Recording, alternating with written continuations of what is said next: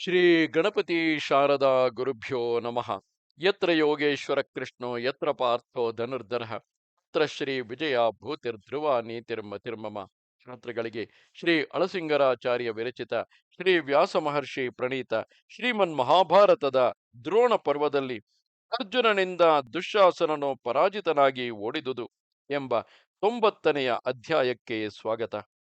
ಆಮೇಲೆ ಧೃತರಾಷ್ಟ್ರನು ಸಂಜಯನನ್ನು ಕುರಿತು, ಸಂಜಯ, ನಮ್ಮ ಸೈನ್ಯವೆಲ್ಲ ಅರ್ಜುನನ ಕೊಲೆಗೀಡಾಗಿ ಓಡಿಹೋದ ಮೇಲೆ ತಿರುಗಿ ಆ ಅರ್ಜುನನನ್ನು ಎದುರಿಸಿ ನಿಂತ ನಮ್ಮ ಕಡೆಯ ವೀರರಾರು?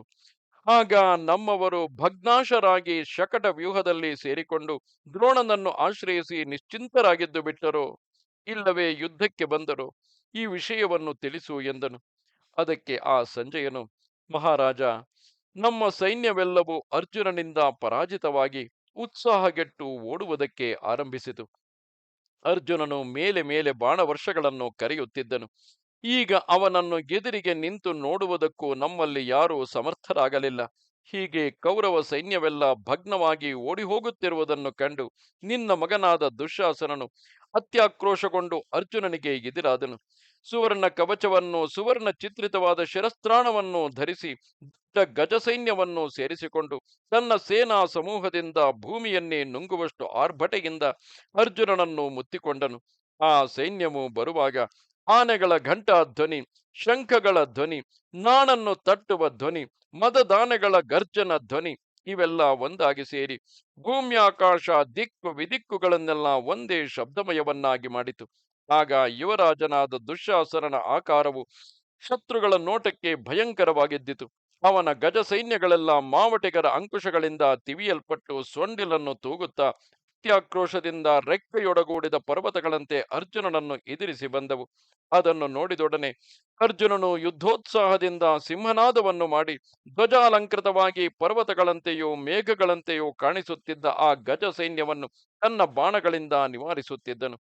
ಬಿರುಗಾಳಿಯಿಂದ ತಾಡಿತವಾಗಿ ಉಕ್ಕಿ ಬರುತ್ತಿರುವ ಸಮುದ್ರದಂತೆ ಸುತ್ತಲೂ ತನ್ನನ್ನು ಆವರಿಸಿಕೊಂಡು ಬರುತ್ತಿರುವ ಆ ಗಜ ಸೈನ್ಯದಲ್ಲಿ ಮಹಾಮಕರವು ಸಮುದ್ರದಲ್ಲಿ ಪ್ರವೇಶಿಸಿದ ಹಾಗೆ ಅರ್ಜುನನು ನಿರ್ಭಯವಾಗಿ ಪ್ರವೇಶಿಸಿದನು. ಆಗ ಅರ್ಜುನನು ಯುಗಾಂತ ಕಾಲದ ಸೂರ್ಯನಂತೆ ಶತ್ರುಗಳಿಗೆ ದುರ್ನಿರೀಕ್ಷ್ಯನಾಗಿ ನಾನಾ ದಿಕ್ಕುಗಳಲ್ಲಿ ತಾನೇ ತಾನಾಗಿ ಸಂಚರಿಸುತ್ತಿದ್ದನು. ಆಗಿನ ಯುದ್ಧದಲ್ಲಿ ಕುದುರೆಗಳ ಗೊರಸಿನ ಧ್ವನಿ, ರಥನೇಮಿ ಧ್ವನಿ, ಭಟರ ಸಿಂಹನಾದ ಧ್ವನಿ, ಧನುಷ್ಟಂಕಾರ ಧ್ವನಿ, ರಣವಾದ್ಯ ಧ್ವನಿ ಇವುಗಳೊಡನೆ ನಡುವೆ ಅರ್ಜುನನ ದೇವದತ್ತ ಧ್ವನಿಯು, ಶ್ರೀಕೃಷ್ಣನ ಪಾಂಚಜನ್ಯ ಧ್ವನಿಯು, ಗಾಂಡೀವ ಧ್ವನಿಯು ಸೇರಿದಾಗ ಈ ಮಹಾಘೋಷದಿಂದಲೇ ದುಶ್ಯಾಸನನ ಗಜಸೈನ್ಯವೆಲ್ಲವೂ ಕೊಬ್ಬಡಗಿ ಮೂರ್ಛೆಗೊಂಡಂತಾದವು. ಸರ್ಪದಂತೆ ಕ್ರೂರವಾದ ಅರ್ಜುನನ ಬಾಣಗಳ ನಡುವೆ ಸಿಕ್ಕಿಬಿದ್ದು ಆ ಆನೆಗಳೆಲ್ಲವೂ ಕೆಸರಿನಲ್ಲಿ ಮುಳುಗಿದಂತೆ ಬಹಳ ಕಷ್ಟಕ್ಕೀಡಾದವು. ಪುಷ್ಪಿತವಾದ ಮರದ ಮೇಲೆ ದುಂಬಿಗಳು ನಾನಾ ಕಡೆಗಳಿಂದ ಬಂದು ಬೀಳುವಂತೆ ಅರ್ಜುನನ ಬಾಣಗಳು ಆನೆಗಳ ಮೇಲೆ ಸರ್ವತೋಮುಖವಾಗಿ ಬಂದು ಬೀಳುತ್ತಿದ್ದವು. ಅರ್ಜುನನ ಬಾಣಗಳು ಆ ಆನೆಗಳ ಮೈಯಲ್ಲಿ ಹಿಡಿಯವರೆಗೆ ನಾಟಿ ಅದರಿಂದ ರಕ್ತ ಪ್ರವಾಹವು ಸುರಿಯುತ್ತಿದ್ದಿತು. ರೆಕ್ಕೆ ಮುರಿದ ಪರ್ವತಗಳಂತೆ ಹಲವು ಆನೆಗಳು ನೆಲಕ್ಕೆ ಬಿದ್ದು ದೀನ ಧ್ವನಿಯಿಂದ ಕೂಗಿಡುತ್ತಿದ್ದವು.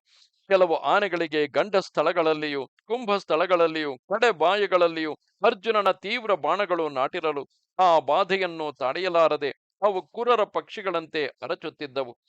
ಗಜಾರೂಢರಾದ ಯೋಧರ ತಲೆಗಳು ಅರ್ಜುನನ ಬಾಣಗಳಿಂದ ಕತ್ತರಿಸಲ್ಪಟ್ಟು ಕುಂಡಲ ಸಹಿತವಾದ ಆ ರುಂಡಗಳು ತಾವರೆ ಹೂಗಳನ್ನು ಎರಚಿದಂತೆ ಅಲ್ಲಲ್ಲಿ ಉರುಳುತ್ತಿದ್ದವು. ಆಗ ರಣರಂಗದಲ್ಲಿ ಓಡಾಡುತ್ತಿರುವ ಆನೆಗಳ ಕಾಲಿಗೆ ಸಿಕ್ಕಿ ಅನೇಕ ಜನರು ಗಾಯಪಟ್ಟು ರಕ್ತದಿಗ್ಧ ಗಾತ್ರರಾಗಿ ಬೀಳುತ್ತಿದ್ದರು. ಅರ್ಜುನನ ಒಂದೊಂದೇ ಬಾಣಕ್ಕೆ ಒಂದೊಂದು ಆನೆಯು ಸತ್ತು ಬೀಳುವುದು. ಕೆಲವು ವೇಳೆ 2-3 ಆನೆಗಳು ಹತವಾಗಿ ಬೀಳುತ್ತಿದ್ದವು. ವೃಕ್ಷ ಸಹಿತವಾಗಿ ಪರ್ವತಗಳು ಮುರಿದು ಬಿದ್ದಂತೆ ಮೇಲಿದ್ದ ಯೋಧರೊಡನೆ ಎಷ್ಟೋ ಆನೆಗಳು ಹತವಾಗಿ ಬಿದ್ದವು.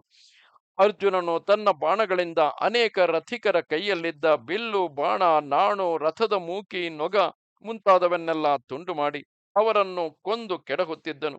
ಆಗ ಅರ್ಜುನನು ಕೈಯಲ್ಲಿ ಮಂಡಲಾಕೃತಿಯಾದ ಧನುಸ್ಸನ್ನು ಹಿಡಿದು ನರ್ತಿಸುತ್ತಿರುವಂತೆ ಜನರ ಕಣ್ಣಿಗೆ ಬೀಳುತ್ತಿದ್ದನೇ ಹೊರತು ಅವನು ಬಾಣಗಳನ್ನು ತೆಗೆಯುವುದು, ಬಿಲ್ಲಿನಲ್ಲಿ ಸಂಧಿಸುವುದು, ಎಳೆಯುವುದು, ಬಿಡುವುದು ಈ ಕಾರ್ಯಗಳೊಂದು ತಿಳಿಯುತ್ತಿರಲಿಲ್ಲ.